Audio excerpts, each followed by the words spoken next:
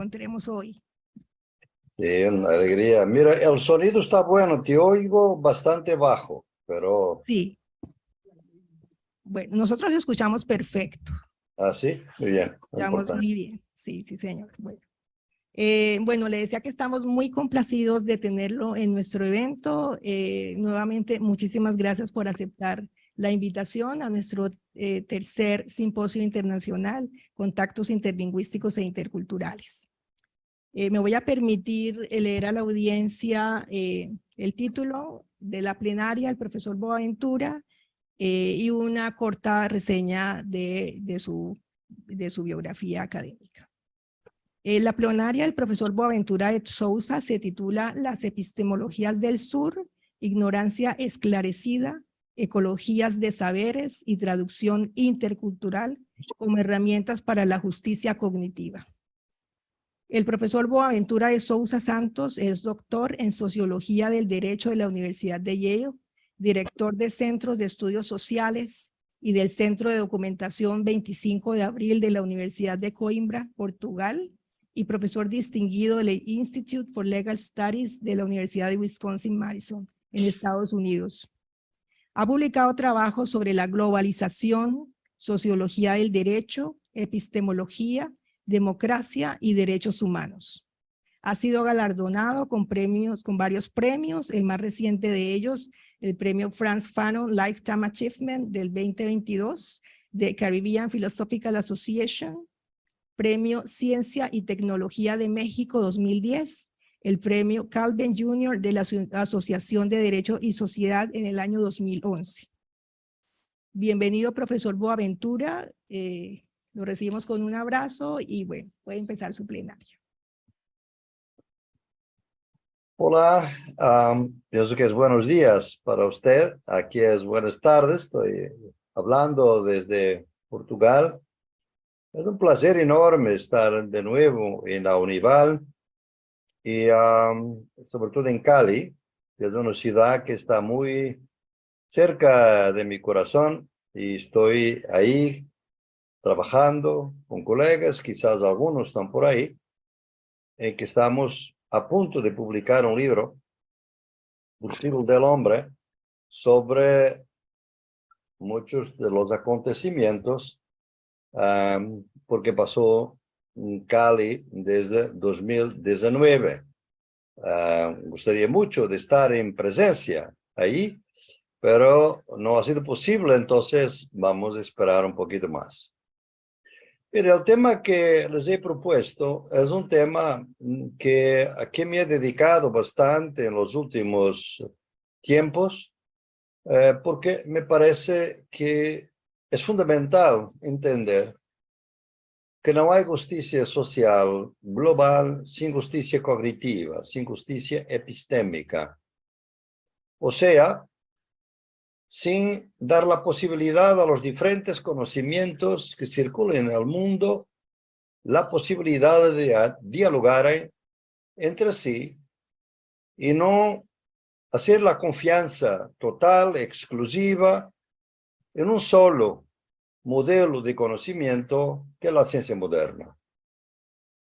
Yo no tengo nada y no hay nada en mi epistemología en contra de la ciencia. Yo soy un cientista social. El problema no es de ninguna manera que haya algo en contra de la ciencia moderna. Lo que digo es que la ciencia moderna es un conocimiento válido, pero no es el único conocimiento válido.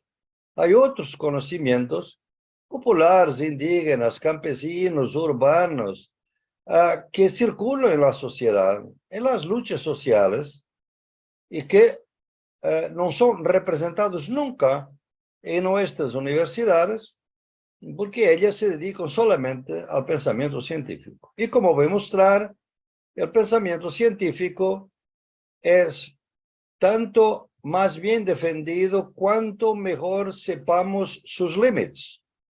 Es un conocimiento de una potencialidad enorme, pero también de límites.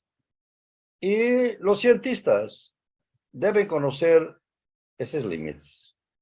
Entonces, ¿cómo se puede articular ese conocimiento con otros conocimientos que circulan en la sociedad. Este es el problema que quiero discutir con ustedes, ¿no? Entonces, lo primero es, lo que es conocer. ¿Qué significa conocer? Conocer es una manera de representar el mundo como suyo, como nuestro. Nosotros cuando conocemos, lo que buscamos es una cierta apropiación del mundo, representarlo como nuestro. Y esa representación como nuestra es fundamental para que podamos también transformar el mundo de acuerdo con nuestras aspiraciones. Porque si el mundo no es nuestro, tampoco podemos transformarlo de acuerdo con nuestras aspiraciones, inquietudes, deseos, sueños, nada de eso. Tendremos que ver entonces que todos los pueblos tienen y han siempre tenido la posibilidad de representar el mundo como suyo. Pero hubo un evento histórico muy fuerte, que fue el colonialismo, que interrumpió de alguna manera, por veces violenta, la representación del mundo que existía en los pueblos no europeos, con los cuales los colonizadores entraron en contacto. Y entonces, esos pueblos, por la violencia, por la evangelización, fueron impuestos la idea de que era necesario eliminar esa representación que tenía y sustituirla por una otra. Esa representación de sus conocimientos era su historia. Entonces se interrumpió la historia y los pueblos de estos pueblos se sintieron obligados a entrar en otra historia, en una otra historia que no era la suya. Era la historia global, como se llamó entonces, que era la historia de la expansión colonial europea global. Entonces salieron de su historia o fueron forzados a salir de su historia y entrar en otras historias, ¿no? Y de alguna manera hoy, y desde hace bastante tiempo, tentamos ver que es necesario resistir a esa interrupción. ¿Y cómo lo vamos a hacer? Yo distingo tres grandes paradigmas de conocimiento, de modelos de conocimiento, que existen en la modernidad occidental. El primero es el modelo dominante en nuestras universidades, que es el modelo hegeliano.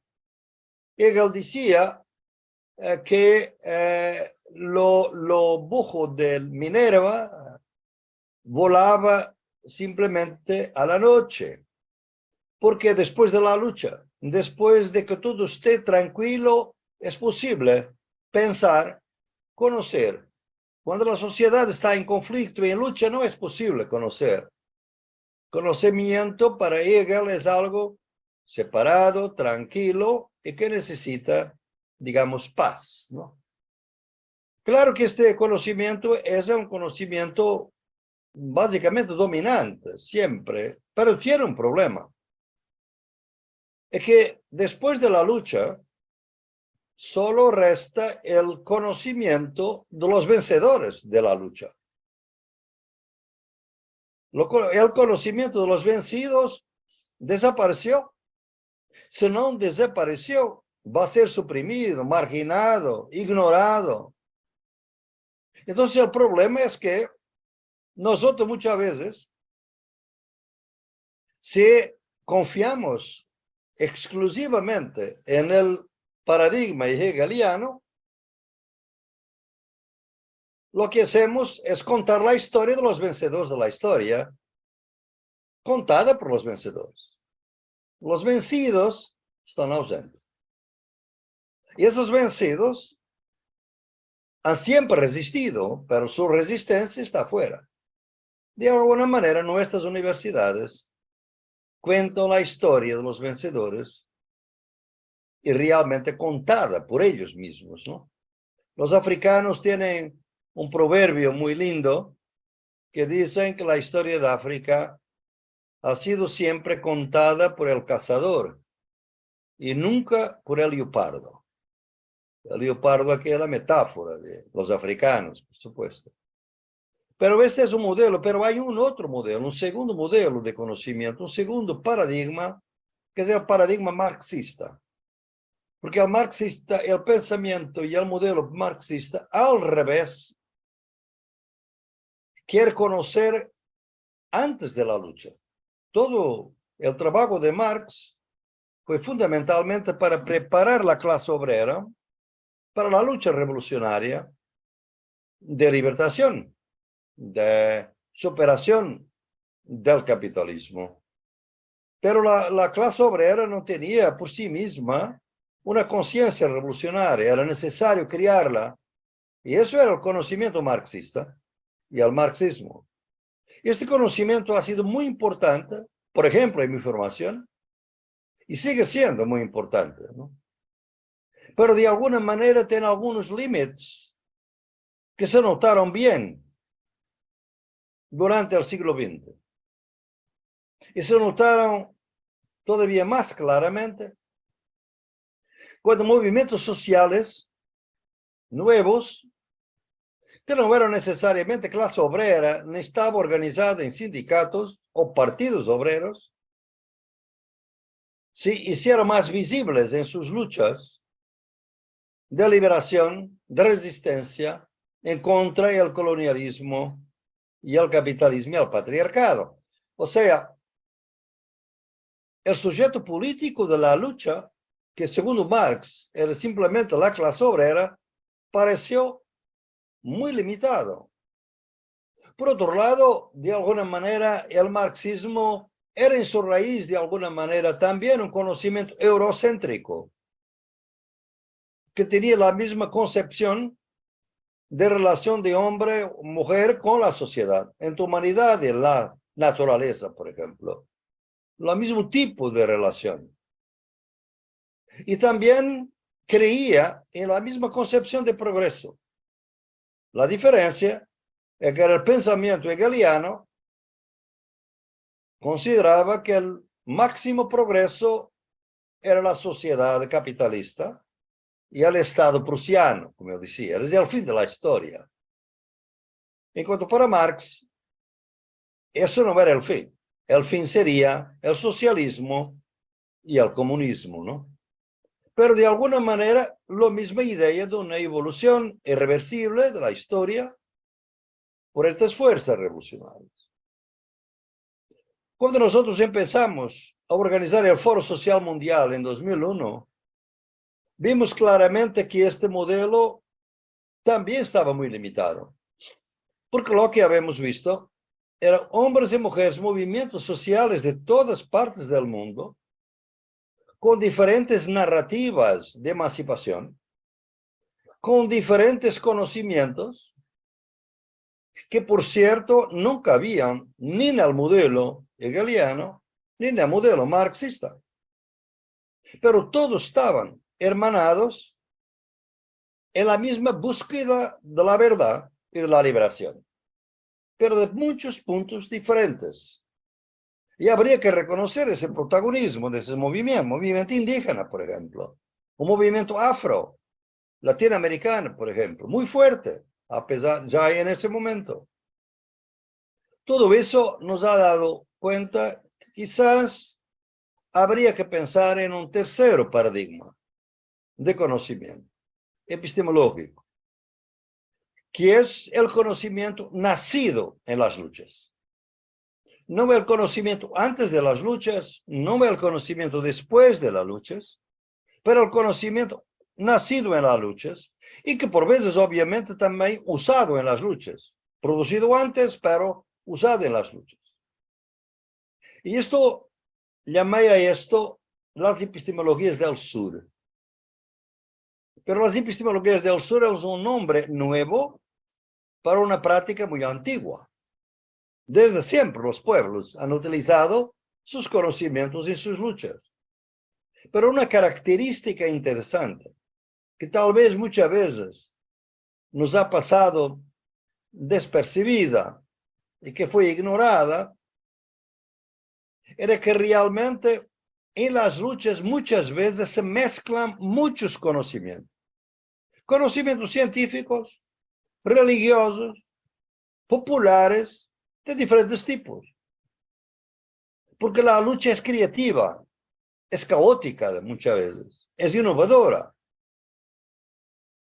Los diferentes tipos de lucha, obviamente, que son muy distintos, los diferentes tipos de lucha. Entonces, la idea es captar los conocimientos en el momento de la lucha, donde se crean sujetos políticos, que hacen la historia, que son todos, no es una clase específica, son todos los que luchan en contra de la dominación. Entonces, las epistemologías del sur parten del presupuesto que realmente, si en la lucha se usa el marxismo, si en la lucha se usan otros conocimientos científicos, por supuesto, la ciencia hace parte de la lucha, pero nunca es el único conocimiento de la lucha, porque no son cientistas que hacen la lucha, son gente del pueblo, son gente de la ciudad, son gente del campo, son gente de la selva, que muchas veces ni fueron a la universidad. Por eso usan diferentes conocimientos que están disponibles. ¿Cómo rescatar esta diversidad de conocimientos? Ese es mi problema y que les propongo de analizar un poco. Porque nos obliga a nosotros como universidad a tener una responsabilidad de dar cuenta de esta diversidad epistémica del mundo, ¿no? Que es infinita. Que es infinita. Entonces hay que poner un poco de orden, porque si la diversidad es infinita, puede ser caótica. Puede ser algo que no tiene manera de le dar un sentido.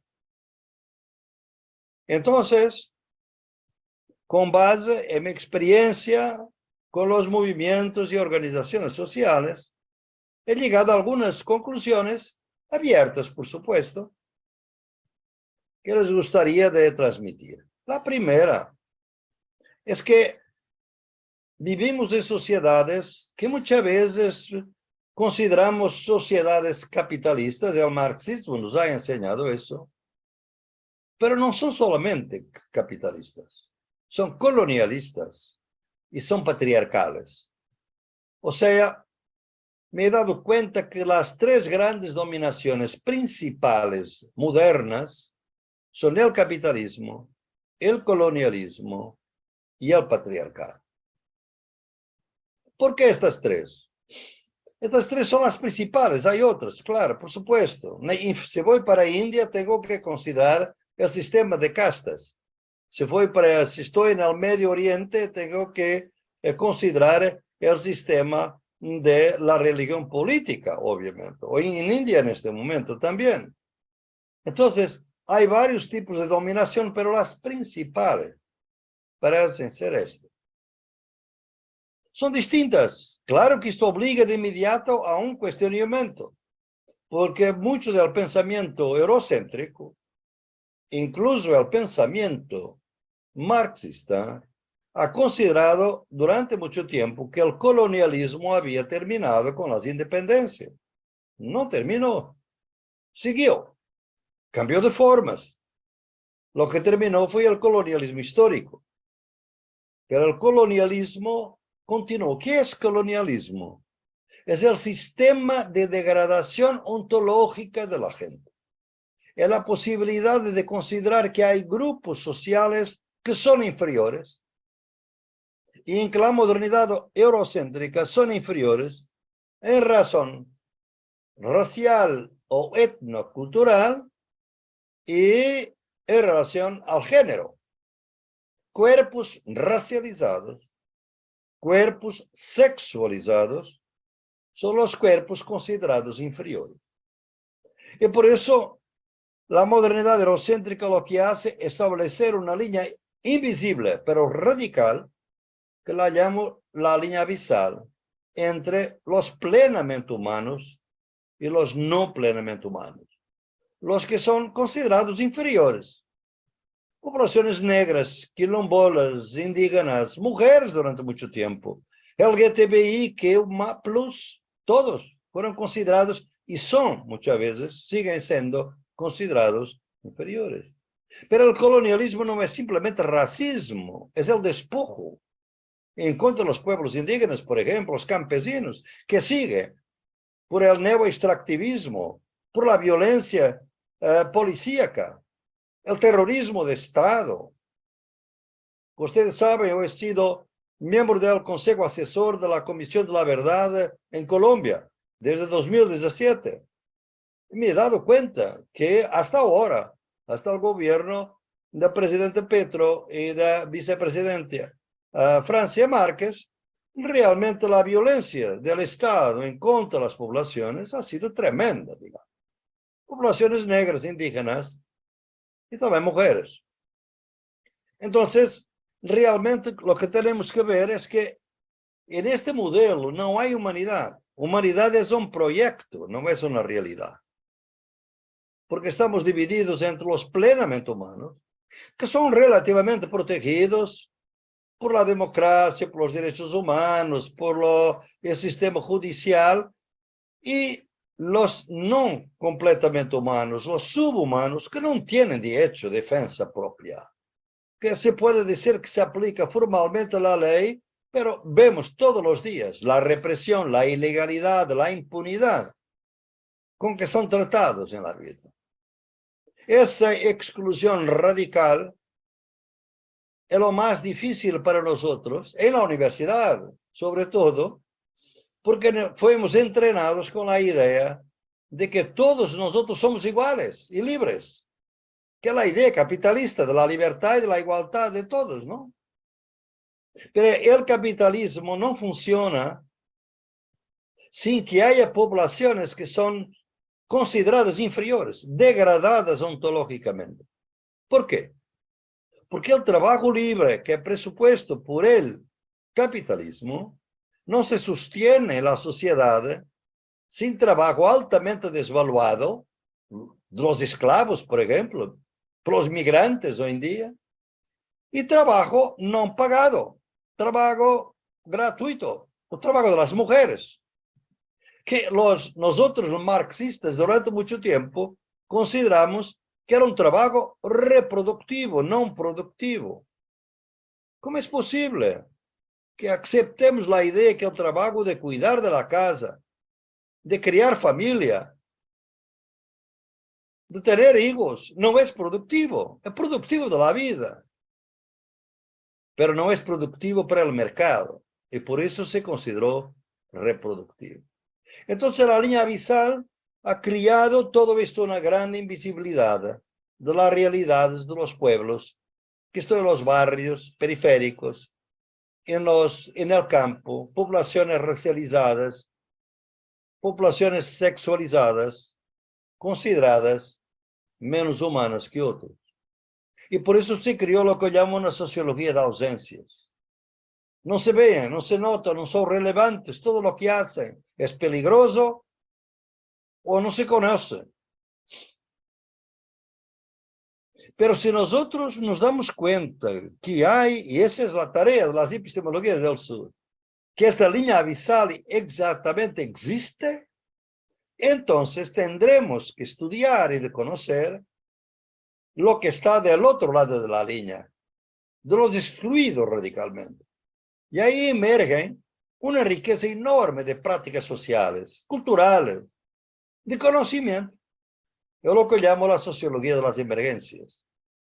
Todo lo que es rico en las comunidades y que son producidas por comunidades, por grupos de población que han sido considerados, marginados, como irrelevantes sus conocimientos.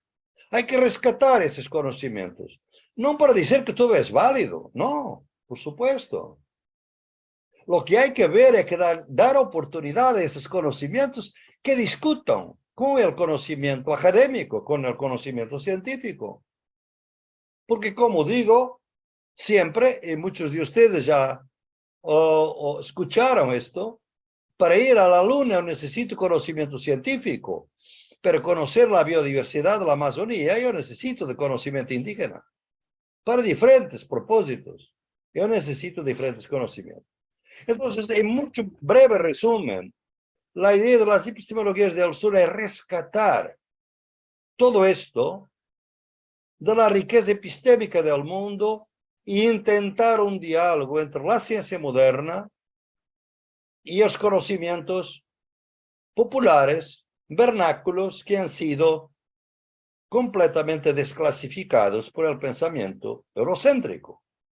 De alguna manera han sido destruidos casi todos, lo que yo llamo el epistemicidio. Y aquí se levantan nuevos problemas. Si el objetivo fundamental de las epistemologías del sur es construir ecología de saberes, mire, fíjense ustedes que no son meramente diálogos de saberes, son ecología de saberes. ¿Qué quiero decir? Es que la ciencia moderna, nosotros académicos, cuando estamos con organizaciones sociales, muchos de los académicos, algunos están aquí en este auditorio, que han estado, por ejemplo, en el estallido, en los puntos de resistencia en Cali, han visto cómo había otros conocimientos que estaban a circular.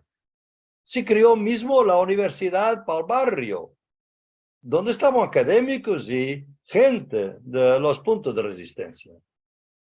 Entonces se ve que hay una diversidad epistémica. Entonces la ciencia, cuando sale de la zona de conforto, que es de ser considerada la única, tiene que saber dialogar. Y quizás se puede enriquecer, esa es mi idea. Yo me he enriquecido mucho con el trabajo, con el conocimiento de los movimientos y organizaciones populares. Y los conocimientos populares tienen mucho a aprender de la ciencia también. O sea, es posible que la ciencia y los conocimientos populares, los dos cambien en el proceso de se articular. Esa es la idea. Pero hay muchos problemas. Primero es esto. Yo tengo que mostrar lo que no es fácil a académicos, que la ciencia es tan importante cuanto más conoce, tanto más importante cuanto mejor conoce sus límites. ¿Con quién aprende esto? Yo aprendí esto hace muchísimo tiempo, debo decirles. En 1987, yo estaba en el Max Planck Institute de Starnberg, que es en la parte sur de Alemania. Era un instituto que en ese entonces era dirigido por dos grandes personas, que ustedes quizás conocen. Una de ellas conoce. Había dos directores, uno de las ciencias sociales, que era Jürgen Habermas, y uno de las ciencias naturales, que era Carl von Weizsäcker. Carl von Weizsäcker ganó el premio Nobel, es un gran físico teórico, y cuando al almuerzo nos reuníamos, él nos decía, mira, vamos a ver cuáles son las ciencias, los límites de la ciencia. Él era un físico teórico, ¿no? Un gran físico. Los límites son estos. Y ahí discutíamos mucho los límites. ¿Cuál era el primer límite? Es que la ciencia es muy buena acumular información y conocimiento, mas es muy pobre en acumular sabiduría. Y aquí entramos en un debate entre diferencias entre conocimiento y sabiduría, porque son distintos. El otro límite era que la ciencia es muy buena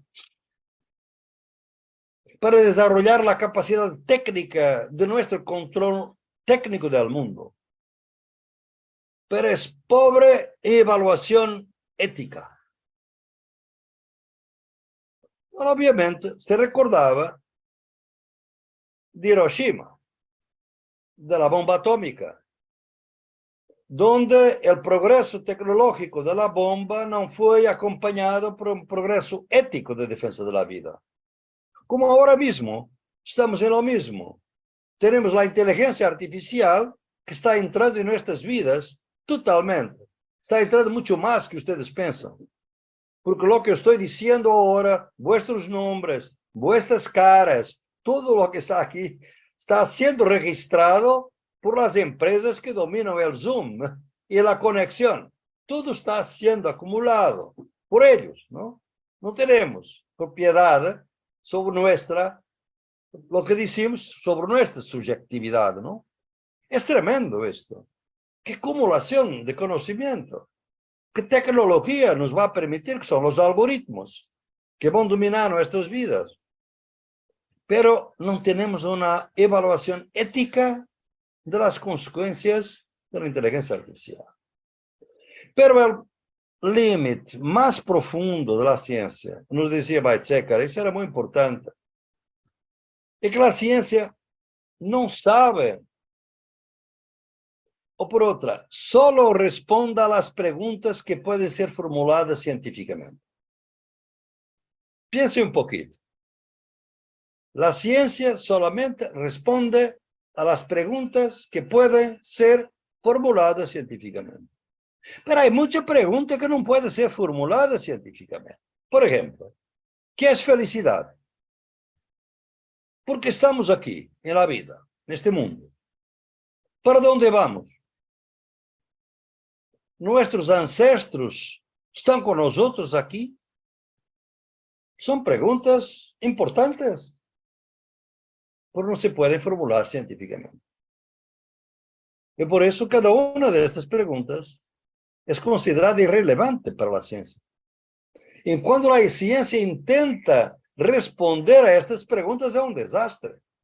Por ejemplo, crear indicadores de felicidad ha sido un desastre casi cómico, pero patético, de definir con indicadores la felicidad de los pueblos. Entonces, hay que reconocer que los límites son parte de la ciencia. No es algo negativo, es un reconocimiento positivo, pero que nos obliga, obviamente, a ver que otros conocimientos pueden tener otros límites, pero no estos. Otras posibilidades, no estas. Y eso es lo que quieren las ecologías de saber. Pero para eso es necesaria una conversión que es muy difícil para los académicos, sobre todo. Es la idea de que nosotros ignoramos mucho más de lo que conocemos. Y cuanto más conocemos, más ignoramos. Eso lo aprendí de un gran filósofo alemán del siglo XV, Nicolás de Cusa, que en 1440 escribió un libro llamado La Docta Ignorancia. La docta ignorancia en latín quiere decir la ignorancia esclarecida. Sermos ignorantes de muchas cosas, pero esclarecidamente. O sea, sabemos que ignoramos. Eso es muy importante en este momento. ¿Y por qué él decía? Es que, si ustedes pensaren un poquito, cuanto más nosotros conocemos, más conciencia tenemos de lo que está alrededor de nosotros que no es conocido. Por eso, el desconocido no es el opuesto de lo que conocemos, es parte de lo que conocemos. Por eso, no hay un conocimiento y su opuesto, que es el desconocido, no.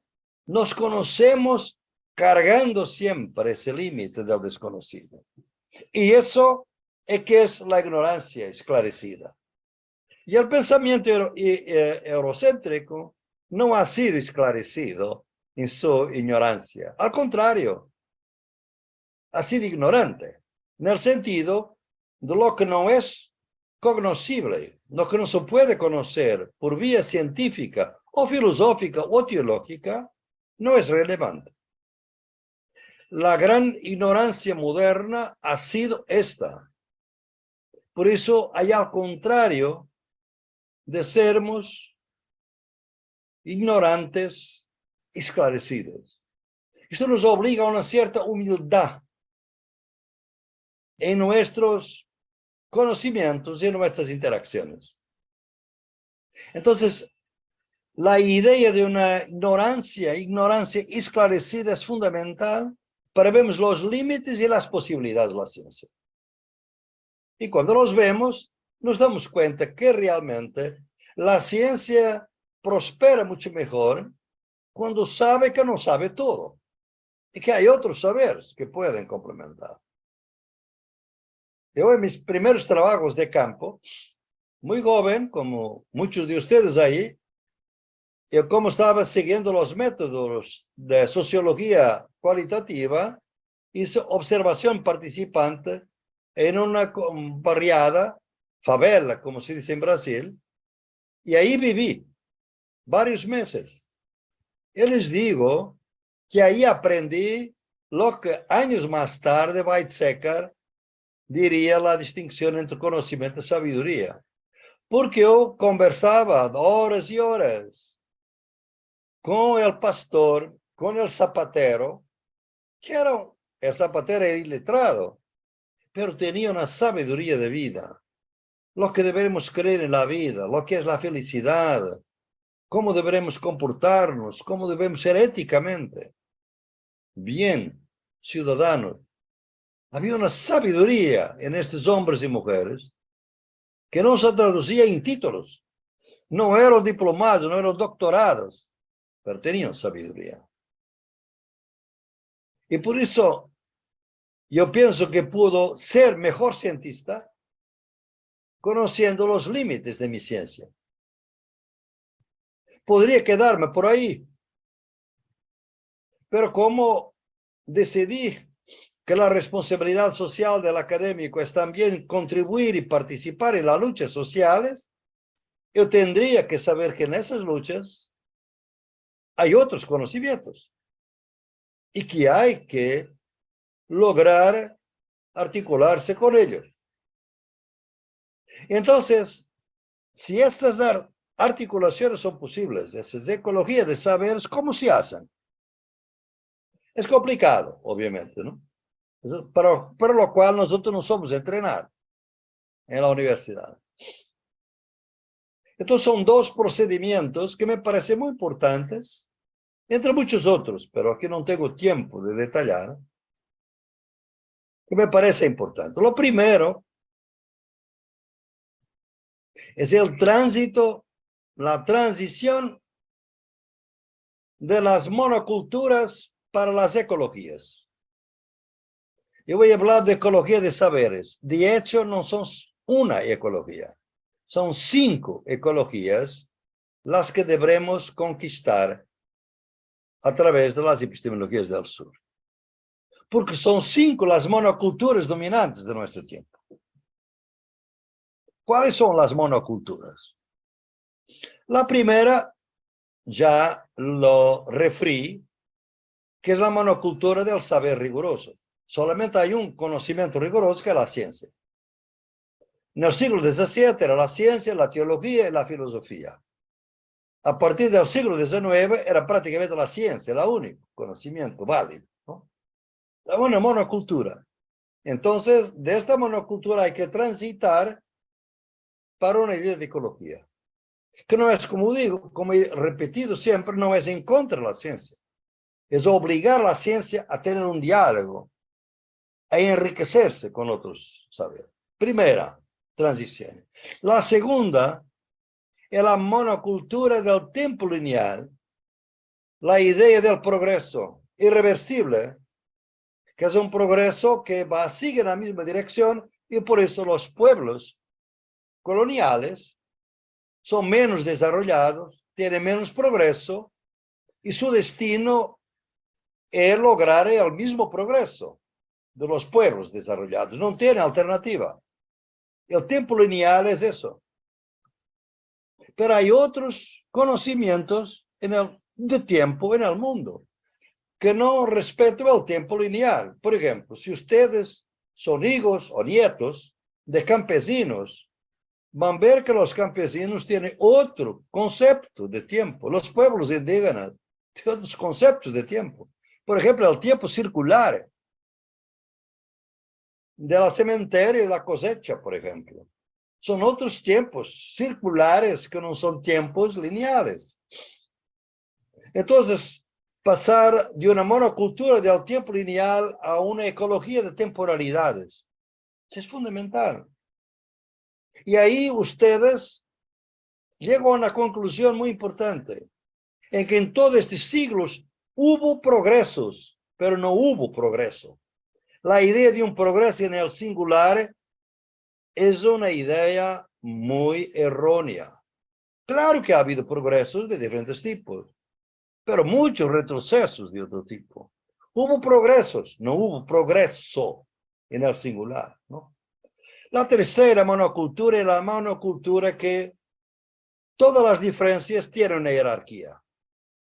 Nosotros hacemos los binarismos fundamentales de nuestros conocimientos, ocultan siempre una jerarquía. Hombre, mujer, blanco, negro, sociedad, naturaleza. Todo es una dicotomía y la dicotomía es siempre jerárquica. Esta monocultura tiene que ser sustituida porque hizo que la lucha social pasa cuando las mujeres luchan, cuando los pueblos indígenas luchan, cuando los campesinos luchan, cuando los poblaciones afro luchan. Es intentar separar la diferencia de la jerarquía. Vea, tome atención, es muy interesante. No es eliminar las diferencias. Un hombre es diferente de una mujer. Un blanco es diferente de un negro. De historias diferentes, por ejemplo. Pero la diferencia sin jerarquía.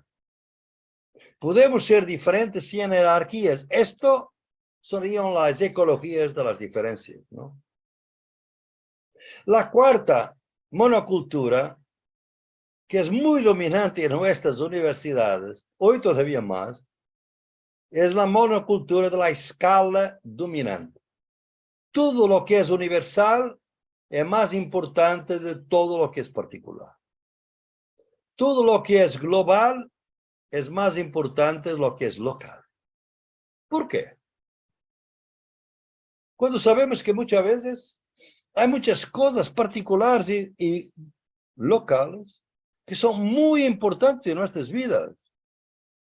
Porque esta lógica, cuando sobre todo sabemos que lo universal es en su raíz un local que se universalizó.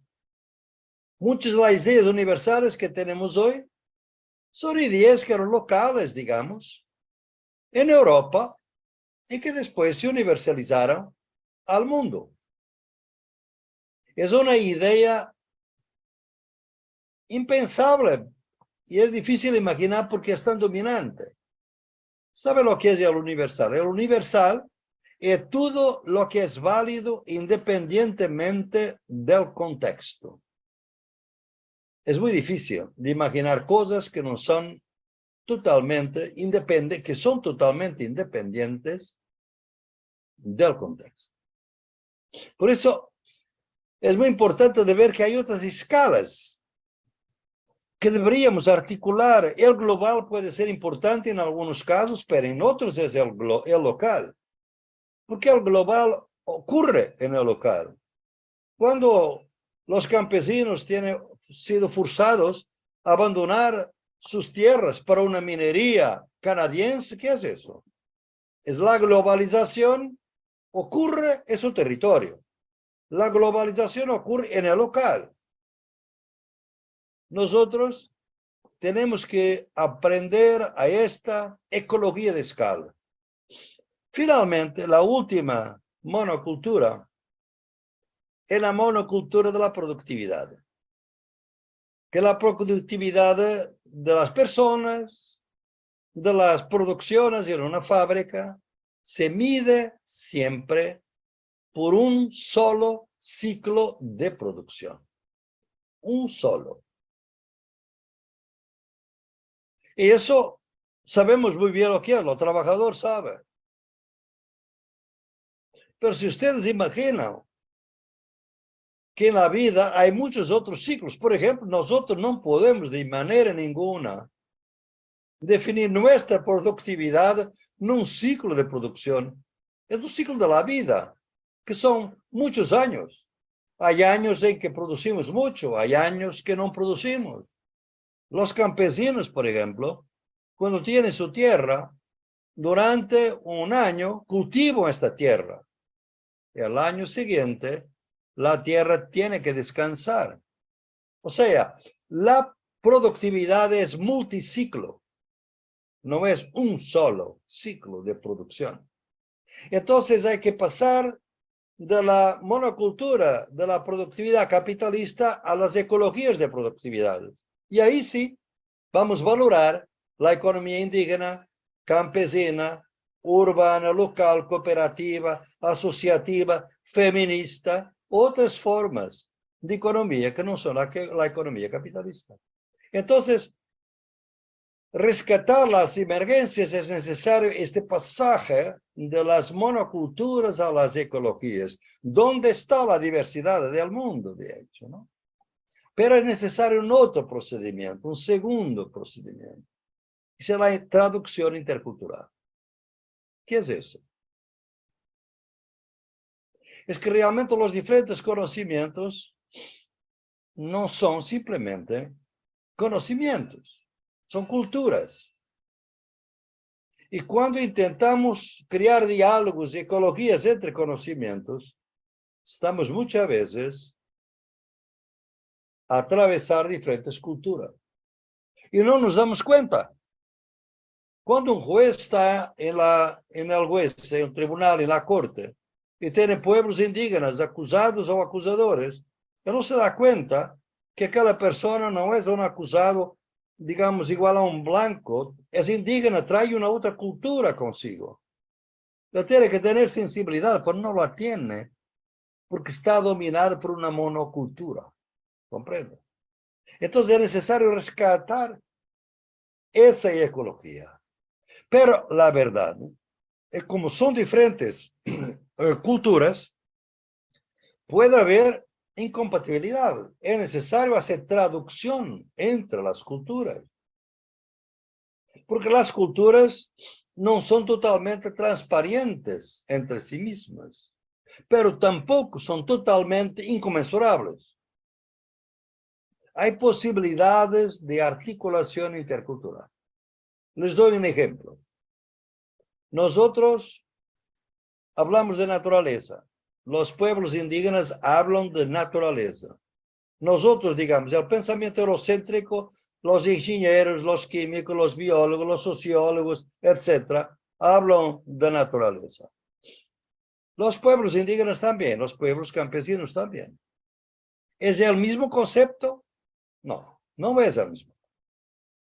Porque la naturaleza de los académicos es naturaleza cartesiana, que parte del presupuesto que la naturaleza nos pertenece. Porque es inerte, es una res extensa, como decía Descartes. En cuanto por los indígenas, campesinos, la naturaleza es la madre tierra. Nosotros pertenecemos a la naturaleza. No es la naturaleza que nos pertenece. Nosotros es que pertenecemos a la naturaleza. Totalmente inverso.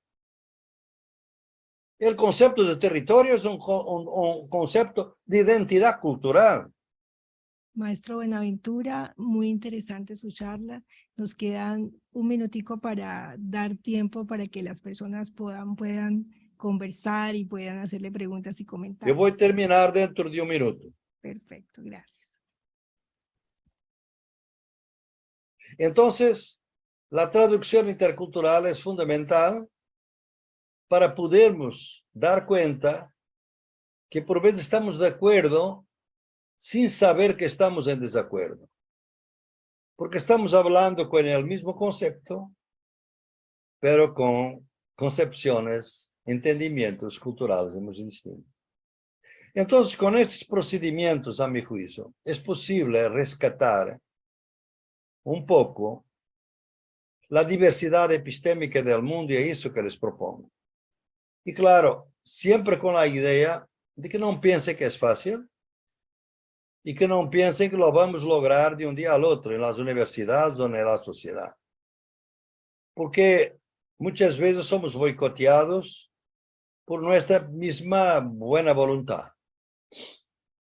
Porque reivindicamos siempre para nosotros cosas que boicotean la posibilidad de una epistemología del sur, porque queremos controlar la iniciativa, la ocasión y el propósito de los encuentros epistémicos.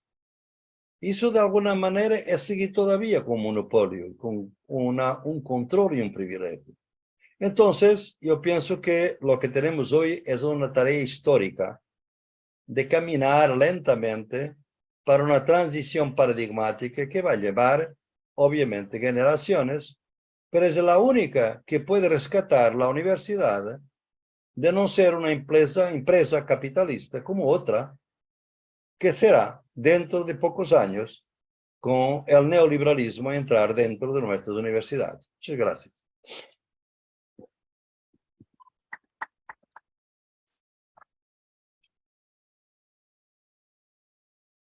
Muchísimas gracias, maestro Boaventura. Aquí hay una pregunta en el chat y hay una mano levantada. Voy a permitirme primero leer la pregunta en el chat. Mientras ajustamos para darle la palabra en un momentico al profesor Carlos Duque. Le vamos a dar ahorita entrada. En el chat tenemos, a ver, me devuelvo un poquito. Dice acá, profesor Santos, una pregunta. Subyace en las 5 ecologías de epistemología del sur el concepto de acción social de Habermas. Muy agradecido con su participación. La intervención la hace el profesor Rubén Acero. Yo voy a sugerir que se hagan 3 preguntas. Y como ustedes tienen limitaciones de tiempo, yo también tengo limitaciones de tiempo, voy a reducir algunas preguntas. Por favor, den 3 preguntas, yo contesto. Sí, muy bien. La primera, puede repetir, por favor, la primera. Sí, la pregunta es si subyace en las 5 Puede ecologías. hablar un poco más alto o entonces el micrófono porque Sí, está perfecto. bajo. Acá está mejor. Si subyace en las 5 ecologías de epistemología del sur el concepto de acción social de Habermas, en el momento no tenemos más preguntas, maestro. Si quiere, esa pregunta es. Rubén Acero. Pero Carlos Duque tiene la mano ahí. Carlos Dura. Fernando Sí, también, ¿no? ah, sí, perfecto, sí. ¿Le podemos dar la palabra a Carlos Duque, por favor? Ya, perfecto. Gracias. Buenos días para todas y todos. ¿Me escuchan? Yo lo ¿Se escucha escucho, bien? sí. Sí, Carlos, muy bien, te escuchamos. Maestro, muy buenos días desde aquí, desde Colombia, y buenas tardes allá en Portugal. En primer lugar, rápidamente agradecerle por acompañar este círculo de palabra y afecto. Yo lo he leído mucho y lo he escuchado en muchas conferencias y cada vez vuelvo y me sorprendo. Me parece maravillosa la capacidad de síntesis y todo lo que nos plantea. Y bueno, estábamos pendientes de la presentación del libro, de ese libro maravilloso que usted lideró junto también a la querida compañera Irene Vélez, hoy ministra de Minas y Energía, y que bueno, estamos pendientes de que salga. Maestro, quería hacerle una pregunta concreta. Usted habló de pasar de la monocultura del tiempo a una ecología de las temporalidades. Yo recuerdo que este libro clásico de Heidegger, Ser y Tiempo, precisamente iba en esa dimensión. La modernidad impuso una visión lineal temporal que nos está llevando precisamente hacia la autoextinción. Hay otros pueblos, usted lo mencionaba, indígenas, pueblos ancestrales, conectados con otra temporalidad. La pregunta es, ¿habrá forma de revertir esa visión monocultural de la temporalidad que impuso el sistema capitalista y colonial? ¿O definitivamente, como dicen algunos, tendremos que esperar una gran catástrofe para tomar ahí sí decisiones después de una debacle global? Muchas gracias, maestro, y un enorme abrazo. Gracias. Muchas gracias. Fernando.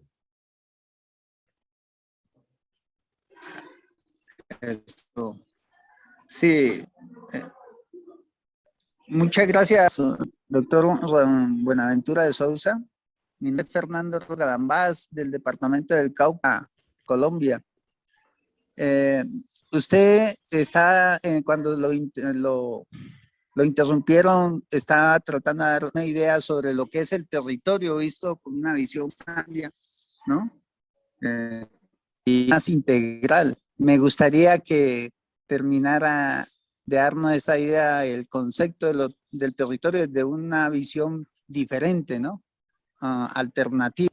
Y lo segundo es para decirle también que estamos tratando de crear ese diálogo, podríamos decirlo, saberes entre el conocimiento de los antepasados y la ciencia natural. Acá en el Cauca hemos creado un programa universitario que se llama en Nasayugüe, que es la lengua de lo que antiguamente se conoció como paeses, se llama Nasahuech Hiseñi, con las ciencias naturales. Eso quiere decir vida y conocimiento de los NASA y las ciencias naturales, que sería física, química y biología.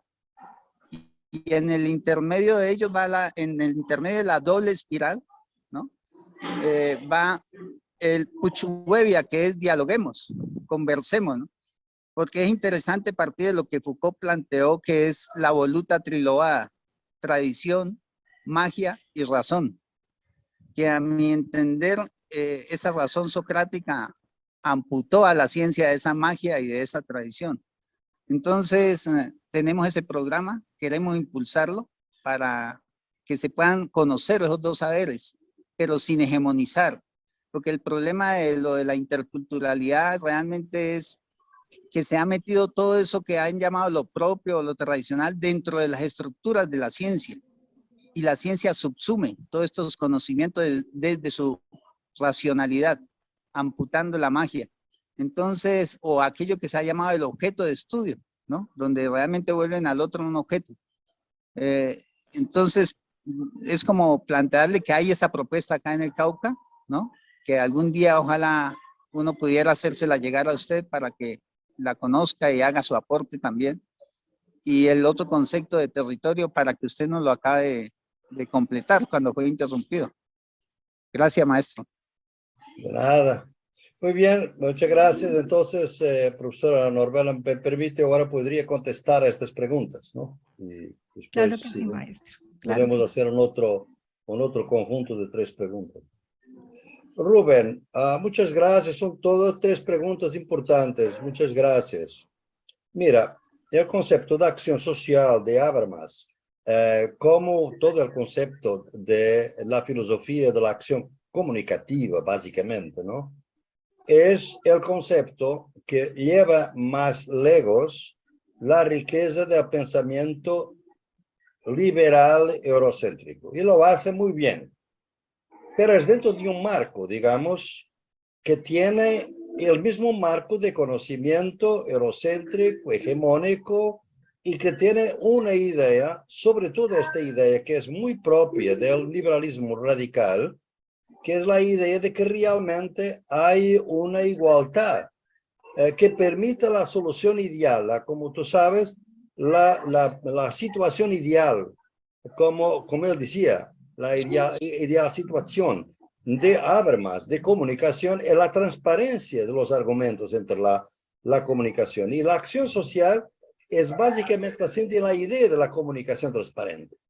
Si es razonable. Ahora bien, el problema de Habermas es que realmente la razonabilidad de Habermas es la razón eurocéntrica.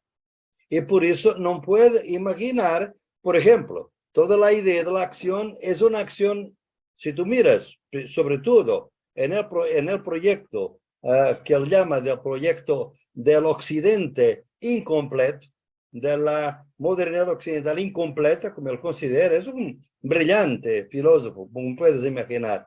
La idea es siempre la idea de esta unidad de pensamiento que tiene el individuo en raíz.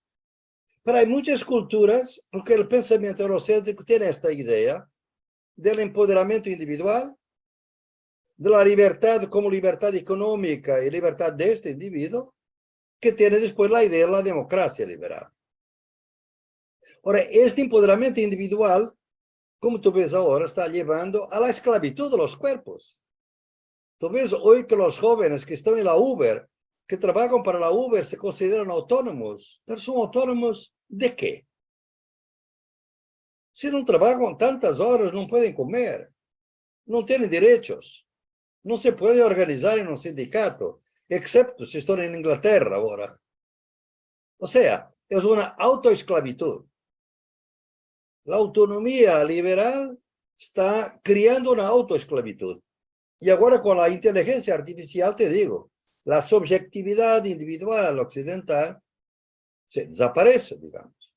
Porque ella estaba baseada, tú se conoces la Habermas, vas a Public Sphere, a la Öffentlichkeit, que es el concepto fundo de Habermas, la esfera pública, ¿no? Que se distingue de lo privado. Ahora, ¿dónde está el privado en esta conversación ahora nuestra? Si quisiéramos que se quedara en Univar, ya no está. Google está obteniendo todos los nuestros datos. ¿Comprende? Entonces, la diversidad intercultural falta completamente en Habermas. Y el presupuesto fundamental del individualismo metodológico está en Habermas. Eso sería mi límite en relación a las ecologías. Porque las ecologías no tienen que presuponer un individuo primario y privilegiado. Porque para muchas culturas no es el individuo, es la comunidad que es primaria. Que articular. Porque el individuo no puede desaparecer. Porque si desaparece también es otro despotismo. Necesitamos un equilibrio entre individuo y comunidad. Eso falta. Carlos, muchas gracias, Carlos, querido, pues estás ahí, es un gusto enorme tenerte acá. Tú sabes que el libro no se publicó hasta ahora por una razón que no tiene nada de científico. Tú tal vez no sepas, yo también lo comuniqué porque no me pareció necesario. Es falta de papel. Tú sabes que todas las imprentas, las editoras en el mundo están con falta de papel. Porque realmente la pandemia retrasó, hay dos países que son fundamentales para que tú tengas libros, papel de libros, ¿no? Uno es Finlandia y otro era China. Entonces, por la pandemia, por todas las razones, hubo un colapso de fornecimiento de papel. Pero ya te puedo asegurar que Siglo del Hombre ya tiene papel para nuestro libro que salirá el año entrante, no sé cuándo, pero salirá muy prontamente. Está listo, de hecho, está con la editora, ¿no? Mira, es una pregunta importante, Carlos. Hay siempre este problema que si nosotros centramos nuestras denuncias o nuestras análisis críticas en una crítica radical, podemos criar o caer sin saber en un pesimismo histórico. O sea, no hay nada a hacer. Hoy te digo que el pesimismo filosófico, si tú lees, por ejemplo, a un filósofo alemán como Peter Sloterdijk, que es básicamente un pesimismo total. O sea, no hay nada, es mucho peor que Fukuyama. No hay nada a hacer. En este sistema no se puede. Somos mónadas de Leibniz. Somos átomos y que estamos, digamos, rendidos a todas las tecnologías que nos rodean. No. Entonces, ¿cómo se va a revertir esto? Para mí y para muchas tradiciones, digamos, de pensamiento crítico, es la lucha y la resistencia.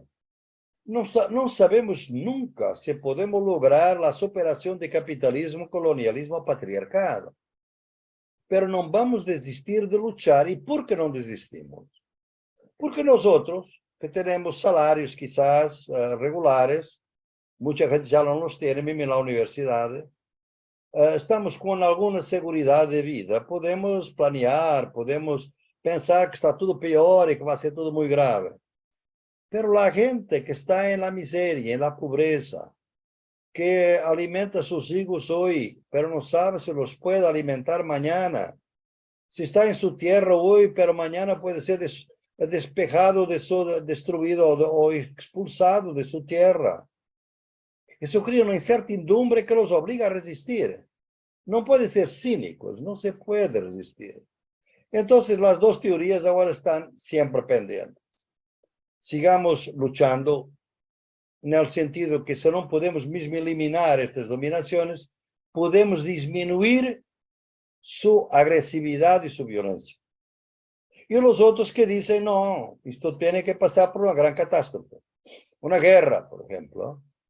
Una depresión como la depresión económica de 1929. Y realmente parece que la historia les da razón. Parece que la historia les da razón.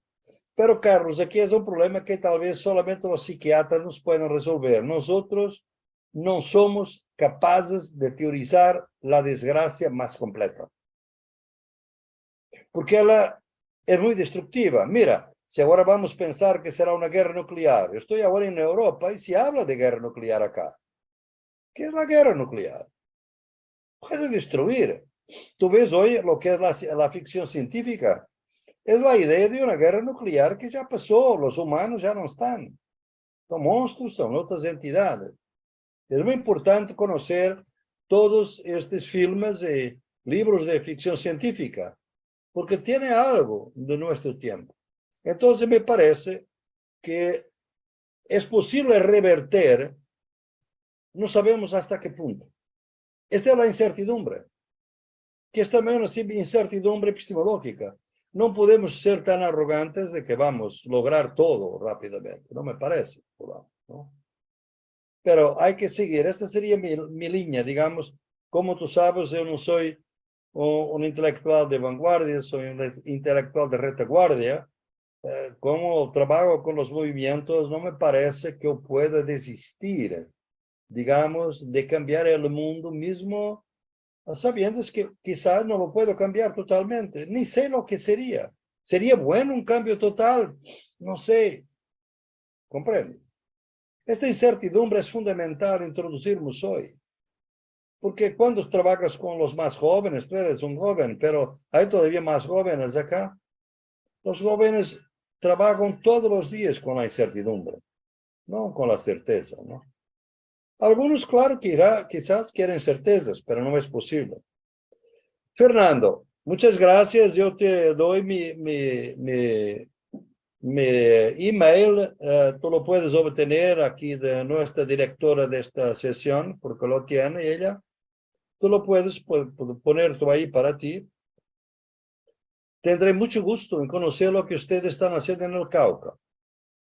Debo decirte que no es totalmente desconocido para mí, porque tengo un estudiante de doctorado aquí en la universidad que está a ser orientado por mí, que es Brian Vargas Reis, que es de Bogotá, pero que trabaja con el pueblo NASA y que realmente está trabajando sobre la filosofía NASA. Y yo tengo un libro donde recojo en la parte final algunos temas de relacionado con los pueblos indígenas de Brasil al respecto de los derechos de la naturaleza. Por eso yo tengo mucho interés en seguir lo que ustedes están haciendo ahí en el Cauca. Y naturalmente, si tú tienes interés en mi trabajo, si me mandas, yo podré también enviarte el libro. Está claro, en este momento el libro está a salir en Inglaterra por Cambridge University Press, pero va, por supuesto, va a también salir en español después, porque lo van a traducir. Mira, la primera cuestión sobre el territorio. El territorio es realmente muy importante porque yo lo entendí a partir exactamente, porque sabiendo que la innovación teórica viene de la práctica, Fernando. Fíjate con esto. Los académicos se repiten demasiado porque no tienen una práctica que les ayuda a innovar sus teorías, ¿no? Yo lo vi cuando, por ejemplo, en muchas luchas en el campo hay un conflicto entre campesinos e indígenas. Porque los campesinos sin tierra querían la reforma agraria. Y por los indígenas no era la reforma agraria, era el respeto del territorio. Y ahí fue necesario saber que la tierra de los campesinos no es necesariamente la misma que el territorio indígena. Porque el territorio indígena, porque claro, hay muchos campesinos que son también indígenas, obviamente, ¿no? Pero los que no son indígenas, que pueden, y que no son afro, porque pueden ser blancos también, que los hay, obviamente. Es que realmente para los pueblos indígenas el territorio es la matriz de la identidad cultural. Entonces no hay identidad indígena sin territorio. Por eso los indígenas, todo el trabajo que hoy hacemos, sobre los indígenas urbanos, que como tú sabes hay un porcentaje muy largo hoy de indígenas urbanos, su drama fundamental es que están fuera de su territorio. Porque realmente el territorio es fundamental para ellos considerar que su vida puede ser realizada, porque el concepto, por ejemplo, de productividad del territorio no es el concepto de, por ejemplo, del campesino. Por eso se dice, por ejemplo, en muchos países que los indígenas ya tienen mucho territorio, en Brasil y tal, porque pienso que el territorio es para producir, no es para producir. Es para vivir con el territorio, con el bosque. Es otra manera de vivir con la vida, es otro. ¿Por qué? Porque los ríos son sagrados. Ciertos ríos son sagrados. ¿Cómo es posible a un académico eurocéntrico entender la espiritualidad de un río, de un nevado? Esta es que es la traducción intercultural. Entonces, si el río está en el territorio y es sagrado, el territorio es también sagrado. Entonces, hay aquí, digamos, sensibilidades interculturales que tienen que ser conocidas. Si no son conocidas, lo que vamos a tener es a la ignorancia ignorante y por eso podemos expulsar campesinos. Nosotros tenemos hoy en Mozambique, en África, que es un país que he estudiado bastante, campesinos que han sido expulsados 3 veces de su territorio, de la parte sagrada del territorio, que era el cementerio, donde están los ancestros, para una minería de carbón, que necesita del cementerio, del espacio, y expulsan los campesinos. Esta es una violencia simbólica brutal, ¿no? Entonces, mira, es eso que me parece muy importante rescatar, porque eso obliga realmente a un otro concepto de propiedad también, que el mundo eurocéntrico no conoce, porque fue todo entrenado en la idea de la propiedad individual, ¿no? Yo tengo historias de Colombia, como tú tal vez sepas, en los años 90 hice mucho trabajo de campo en Colombia, de cómo estaban diferentes las concepciones de propiedad en el campo, propiedad comunal, por ejemplo, indígena y la comunidad y la propiedad individual, que es la única que es estudiada en la Facultad de Derecho, ¿no?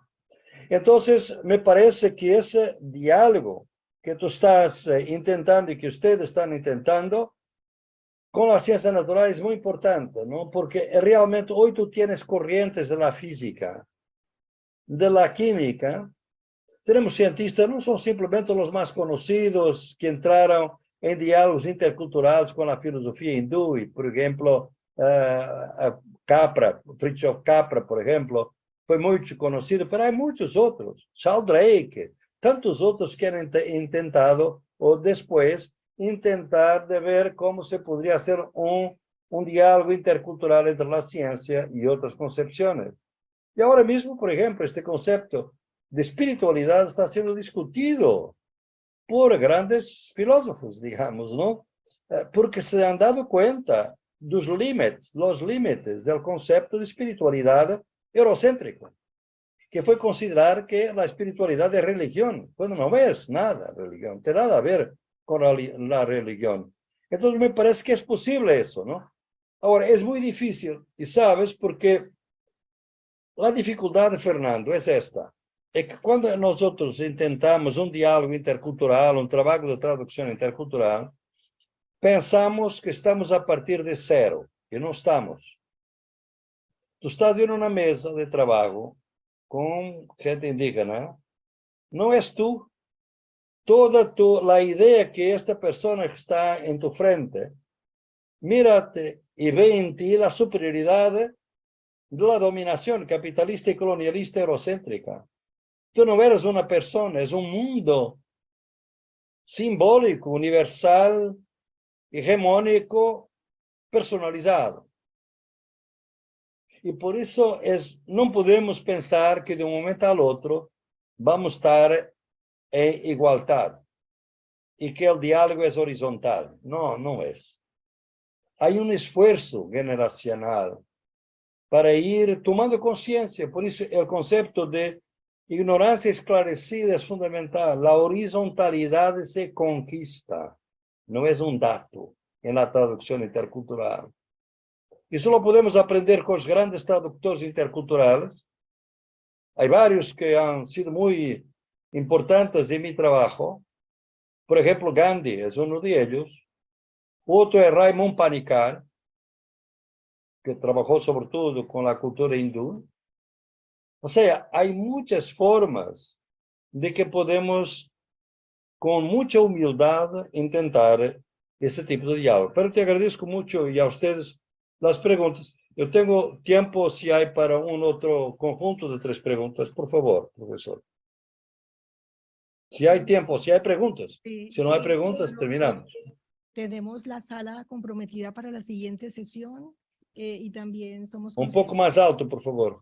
Sí, maestro, le decía que tenemos la sala comprometida para la siguiente sesión. Vamos a agradecer de corazón su participación. Muchísimas gracias por ayudarnos a comprender nuestras propias realidades y también le damos las gracias a la audiencia por su participación hoy. Muchísimas Muchas gracias. gracias. Chao. Un abrazo, maestro.